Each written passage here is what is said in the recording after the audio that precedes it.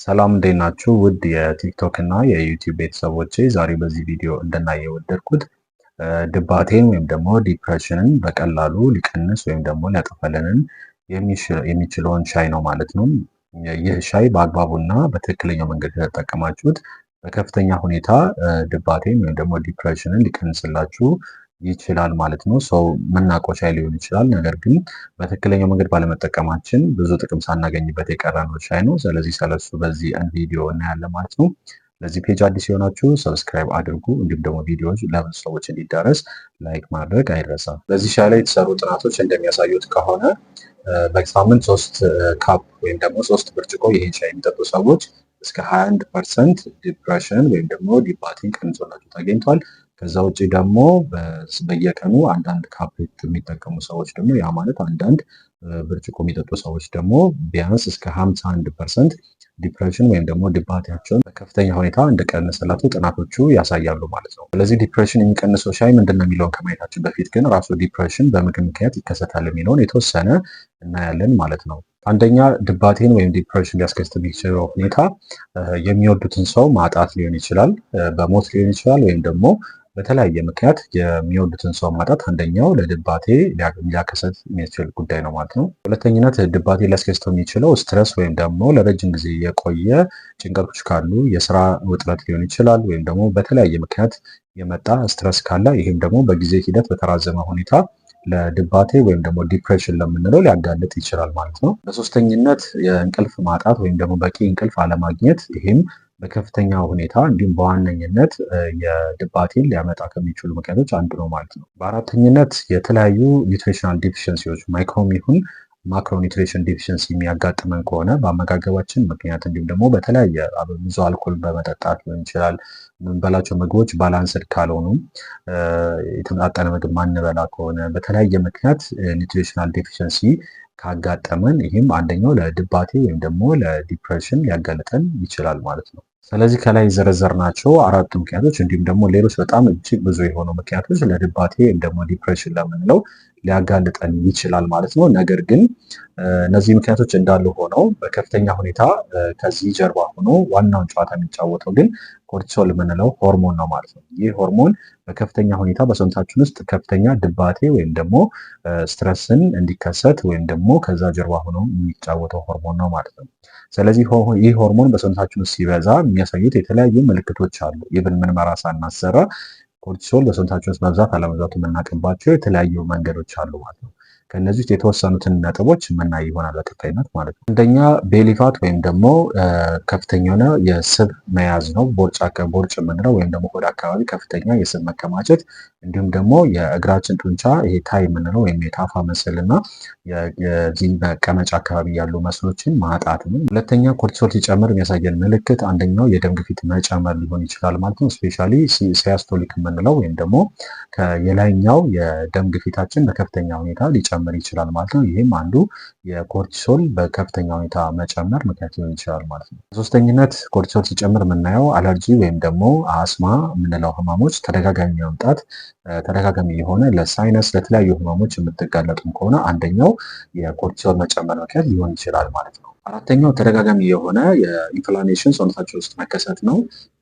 የሰውነት ብግነት የምንለው በመገጣጠሚያዎች አካባቢ ሊሆን ይችላል፣ ወይም ደግሞ የተለያዩ ቦታዎች ላይ የሰውነት ማቆጣት ወይም ደግሞ የሰውነት ብግነት በተደጋጋሚ ሁኔታ እያጋጠማችሁ ከሆነ አንደኛው የኮርቲሶል በከፍተኛ ሁኔታ መጨመር ምክንያት ሊሆን ይችላል ማለት ነው። አምስተኛ ዲያቤተስ ሜላይተስ ወይም ደግሞ ስኳር የምንለው ህመም፣ ይህም ደግሞ ከኮርቲሶል መጨመር ጋር ተያይዞ የመጣ ሊሆን ይችላል ማለት ነው። ምክንያቱም ኮርቲሶል ሲጨምር ኢንሱሊን እየጨመረ ስለሚሄድ ኢንሱሊን ደግሞ በጣም ከፍተኛ ሁኔታ እየጨመረ የሚሄድ ከሆነ ኢንሱሊን ሬዚስታንስ ዴቨሎፕ ስለምታደርጉ በዛ ምክንያት የስኳር ህመም ከኢንሱሊን ሬዚስታንስ ጋር ተያይዞ ሊመጣባችሁ ይችላል ማለት ነው።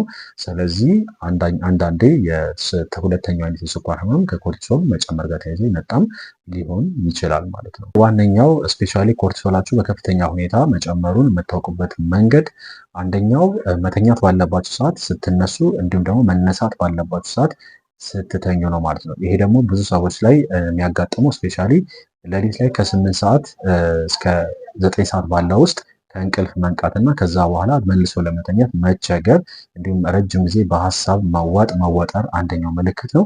እንዲሁም ደግሞ ጠዋት ሊነጋጋ ሲል ወይም ደግሞ ከነጋ በኋላ እስከ 1 ሰዓት ባለው ውስጥ ደግሞ በከፍተኛ ሁኔታ መነሳት ባለባቸው ሰዓት ከፍተኛ ጭልጥ ያለ እንቅልፍ ውስጥ የመተኛት ነገር ካለ ይሄኛው አንደኛው የኮርቲሶል ሌቭል መጨመር ምክንያት ነው ማለት ነው። ምክንያቱም ኮርቲሶል መጨመር ባለበት ሰዓት ሳይጨምር ሲቀር እንዲሁም መቀነስ ባለበት ሰዓት ደግሞ ሳይቀንስ ሲቀር የሚከሰት የእንቅልፍ መዛባት ነው ማለት ነው። ስለዚህ አንደኛው ምልክት ይህ ነው። የእንቅልፍ መዛባት ካለ ኮርቲሶል በከፍተኛ ሁኔታ ጨምሮ ሊሆን ይችላል ማለት ነው። ስለዚህ ይህንን ዲፕሬሽን ለመቀነስ የሚረዳን የሻይ አይነት ግሪን ቲ የምንለው ወይም ደግሞ አረንጓዴ ሻይ የምንለው ነው። ይህ አረንጓዴ ሻይ በአግባቡ ከተጠቀምነው በከፍተኛ ሁኔታ ዲፕሬሽን ወይም ዲባቴን ሊያስወግድ ወይም ደግሞ ሊቀንስ ይችላል ማለት ነው። ብዙ ጥናቶችም እንደሚያሳዩን በውስጡ ፖሊፌኖል ካቴሲን የምንለውን በውስጡ ይይዛል። እንዲሁም ደግሞ ካፊን እና ኤልቴሪን የምንለውን ኮምፓውንድ ኬሚካል ኮምፓውንድ ስለሚይዝ በከፍተኛ ሁኔታ አእምሯችን ወይም ጭንቅላታችን ላይ የሚፈጠሩ ስትረስን አዳፕት እንድናደርግ እንዲሁም ደግሞ ስትረስ እንዲቀንስ በከፍተኛ ሁኔታ ይረዳል ማለት ነው። እንዲሁም ሌሎች ብዙ ጥቅሞች ቢኖሩትም በዛሬ ግን ከስትረስ ጋር የተያያዘውን ነው የምናየው ማለት ነው። ስለዚህ እንዴት መጠቀም ያለባችሁ እንዲሁም ደግሞ በቀን ስንት ነው መውሰድ ያለባችሁ የሚለው በቀጣይነት እናያለን ማለት ነው። ስለዚህ ይህ ግሪን ቲ በአእምሯችን ላይ የሚፈጠረውን ስፔሻሊ ፕሪፍሮንታል ኮርቴክስ የምንለው እና ሂፖካምፓስ ላይ የአእምሯችን ክፍል ላይ የሚፈጠረውን ስትረስ አዳፕት እንዲያደርግ አእምሯችን ወይም ጭንቅላታችን በከፍተኛ ሁኔታ ያግዛል ማለት ነው። በዚህ ምክንያት ስትረስን በከፍተኛ ሁኔታ ወይም ደግሞ ዲፕሬሽንን በከፍተኛ ሁኔታ መቀነስ ይችላል። ከዛ ውጭ ደግሞ በውስጡ በሚይዘው ኤልቴሪን በምንለው ኮምፓውንድ አማካኝነት ስፔሻሊ ከሚሞሪ ኮግኒቲቭ ፋንክሽንን እንዲሁም ደግሞ የመማር ለርኒንግ ወይም የመማር አቅምን በከፍተኛ ሁኔታ የማስተካከል አቅም አለው። ከዛ ውጭ ከእድሜ ጋር ተያይዞ የሚመጣ አልዛይመር ወይም ደግሞ ከዛ ጋር ተያይዞ የሚመጡ ዲፕሬሽን ሌሎችንም በከፍተኛ ሁኔታ ማከም እንደሚችል የተለያዩ ጥናቶች ይነግሩናል ማለት ነው። ከዛ ውጭ በዋነኝነት ቅድም እንዳየነው በዋነኝነት ዲፕሬሽንን ወይም ደግሞ ዲባቴን የሚያመጣብን የኮርቲሶል በከፍተኛ ሁኔታ በደማችን ውስጥ በሰውነታችን ውስጥ መጨመር ስለሆነ ይህንን ኮርቲሶል በከፍተኛ ሁኔታ እንዲቀንስ ይረዳል ማለት ነው። ስለዚህ ኮርቲሶል ቀነሰ ማለት ሰውነታችን ውስጥ ያለው ጫና ወይም ደግሞ ዲፕሬሽን በከፍተኛ ሁኔታ እንዲቀንስ ያደርጋል ማለት ነው። ስለዚህ ይህንን አረንጓዴ ሻይ በቀን አንዳንድ ካፕ ወይም ደግሞ አንዳንድ የሻይ ሲኒ ያ ማለት ከኖርማል የሻይ ሲኒዎች ትንሽ ከፍ ያለውን ለወተት የምንጠቀመው አይነት ከብርጭቆ ትንሽ አነስ ከሻይ ሲኒዎች ከድሮቹ ትንሽ ከፍ ያለ ካፕ በእነሱ አንዳንድ ብንጠቀም በየቀኑ ብንጠቀም በከፍተኛ ሁኔታ ዲፕሬሽን ያለባቸው ሰዎች፣ ከእድሜ ጋር የተያያዘ ድባት የሚያስቸግራቸው ሰዎች፣ የመርሳት ችግር እንዲሁም ሌሎች ችግር ያለባቸው ሰዎች በከፍተኛ ሁኔታ ያግዛቸዋል ማለት ነው። ከሻይ በተጨማሪ ግን እንቅስቃሴ ብታደረጉ ኤክሰርሳይዝ ብታደረጉ ምክንያቱም ለ4 ወር በተሰራ ጥናት ኤክሰርሳይዝ አደልት የሆኑ ሰዎች ላይ በተሰራ ጥናት በከፍተኛ ሁኔታ ኢንቴንሲቭ የሆነ ኤክሰርሳይዝ የሚያደርጉ ወይም ደግሞ ሃይ ኢንቴንስ የሆኑ ኤክሰርሳይዞችን ወይም ደግሞ ጫና ያላቸውን ሰውነት ላይ ጫና ሊያሳድሩ የሚችሉ እንቅስቃሴዎችን ለ4 ወር ያደረጉ ሰዎች በከፍተኛ ሁኔታ የዲፕሬሽን መጠናቸው ቀንሶ ተገኝቷል ማለት ነው። ምናልባት አንቲ ዲፕሬሳንት ከምንላቸው ወይም ደግሞ ዲፕሬሽን ሊቀንሱ ከሚሰጡ መድኃኒቶች ባልተናነሰ ኤክሰርሳይዝ ይሄ ሃይ ኢንቴንስ የሆነ ኤክሰርሳይዝ የሚያደርጉ ሰዎች ላይ በከፍተኛ ሁኔታ በ4 ወር ውስጥ ከፍተኛ የሆነ ፕሮግሬሽን ታይቶባቸዋል ማለት ነው። ሌላኛው ቫይታሚን ዲ ነው። ቫይታሚን ዲ በዋነኝነት ኮርቲሶል ሌቭላችንን እንዲቀንስ ይረዳናል ማለት ነው። ስለዚህ ቫይታሚን ዲ በቀን እስከ 20,000 ኢንተርናሽናል ዩኒት ብትጠቀሙ በከፍተኛ ሁኔታ በየቀኑ ብትወስዱ በተለይ ስትረስ ያለባቸው ሰዎች ቫይታሚን ዲ ሌቭላችሁን ቼክ አድርጋችሁ በእርግጠኝነት ኮርቲሶላችሁ ከፍተኛ ስለሚሆን ቫይታሚን ዲያችሁ በጣም ነው ዲፕሌት የሚያደርገው። ስለዚህ ቫይታሚን ዲ እስከ 20,000 ኢንተርናሽናል ዩኒት ቢያንስ ለ1 ወር ድረስ ብትጠቀሙ በከፍተኛ ሁኔታ ዲፕሬሽናችሁን ማስተካከል ትችላላችሁ ማለት ነው። ከዛ ውጭ ግን እኛ እንደ ኢትዮጵያ ያለ ሀገር ላይ ግን የፀሐይ ብርሃን በከፍተኛ ሁኔታ አቬለብል ስለሆነ ፀሐይ በደንብ ብትሞቁ የቫይታሚን ዲውን ችግር በደንብ መተካት ትችላላችሁ ማለት ነው። ያም ስትሞቁ ቢያንስ 30 ደቂቃ ምንም አይነት ቅባት ክሬም ሳትጠቀሙ ቢሆን ደግሞ በከፍተኛ ሁኔታ ትጠቀማላችሁ ማለት ነው። ሌላኛው ብታደርጉት በጣም መልካም የሆነው ፋስቲንግ ወይም ደግሞ ጾም ነው ማለት ነው።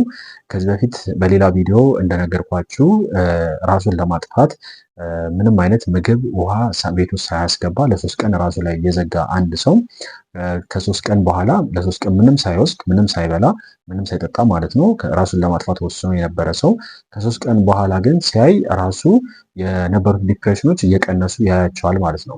ከዛ በኋላ ተነስቶ ከሶስተኛው ቀን በኋላ ሪሰርች ማድረግ ይጀምራል ማለት ነው። ሪሰርች ማድረግ ሲጀምር የተለያዩ የፋስቲንግ ጥቅሞችን ማየት ይጀምራል እና በጣም እጅግ ይገረማል ማለት ነው። ምክንያቱም እሱ ራሴን አጠፋለሁ ብሎ መጾም ሲጀምር የነበሩት ዲፕሬሽኖች ሙሉ ጠፍተው ሌላ አይነት ሜንታሊቲ እየኖረው ነው ራሱን ያገኘው ማለት ነው። ከዛ በኋላ ግን በከፍተኛ ሁኔታ ሪሰርች አድርጎ ሲያይ ግን ፋስቲንግ ምን ያህል ጥቅም እንዳለው ያያል። ከዛ በኋላ ላይፉን ራሱን ማጥፋቱን ይተውና ጾሙን ይቀጥላል ማለት ነው። ስለዚህ ከዛ በኋላ ያው የተስተካከለ ላይፍ ስራ ጀምሮ የተሻለ ህይወት ላይ ይገኛል ማለት ነው። ይህ ከአመታት በፊት እንግዲህ በተለያየ ሚዲያዎች ላይ የሰማነው ዜና ነው ማለት ነው። ስለዚህ እነዚህ ፋስቲንግ በከፍተኛ ሁኔታ ዲፕሬሽንን የመቀነስ አቅም አለው ማለት ነው። ስለዚህ በተለይ በድባቴ የምትሰቃዩ ሰዎች ጾም በተለያየ አጋጣሚ ብትጾሙ በቀን አንዴ በመብላት ይችላል፣ በቀን ሁለቴ በመብላት ይችላል። አንዳንዴ ደግሞ እየለመዳችሁ ስትሄዱ በ24 ሰዓት አንዴ በመብላት ይችላል። ከቻላችሁ ከጤና ባለሙያ ጋር ጋይድ እየተደረጋችሁ ጾምን በደንብ ብትለማመዱ በከፍተኛ ሁኔታ ኢቭን ብቻውን እንኳን ስትረስን በጣም በከፍተኛ ሁኔታ የሚቀንስ ነው የሚሆነው ማለት ነው። ከዚህ በፊት የሰሯቸው ቪዲዮዎች አሉ በኮሌስትሮል ላይ፣ በስንፈተ ወሲብ ላይ፣ ደም ግፊትን በሚያጠፋው በሂልስከስቲ ላይ እንዲሁም ሌሎች ብዙ ቪዲዮዎች አሉ። እነሱን የገባችሁ ተመልከቱ። ሀገር ውጭም ሀገር ውስጥም ያላችሁ በደም ግፊት፣ በስኳር፣ በኮሌስትሮል፣ በጨጓራ ቁስለት፣ በአንጀት ቁስለት፣ አይቢኤስ፣ አይቢዲ፣ ክሮንስ ዲዚዝ በምንላቸው እየተቸገራችሁ ያላችሁ እንዲሁም ሴቶች ደግሞ ማዮማ በምንለው የማህፀን እጢ ተቸግራችሁ ያላችሁ ባላችሁበት ሆናችሁ በዚህ ስልክ ቁጥር በዋትሳፕ መልእክታችሁን ብትልኩልኝ መመለስ ነው የሚሆነው።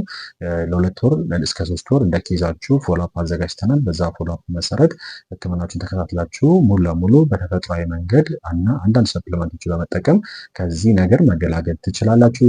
ቲክቶክ ላይ ገብታችሁ ብዙ ቴስቲሞኖች አሉ፣ እነሱንም ማየት ትችላላችሁ ማለት ነው። ለዚህ ፔጅ አዲስ የሆናችሁ ሰብስክራይብ እንዲሁም ደግሞ ላይክ አድርጉ። አመሰግናለሁ።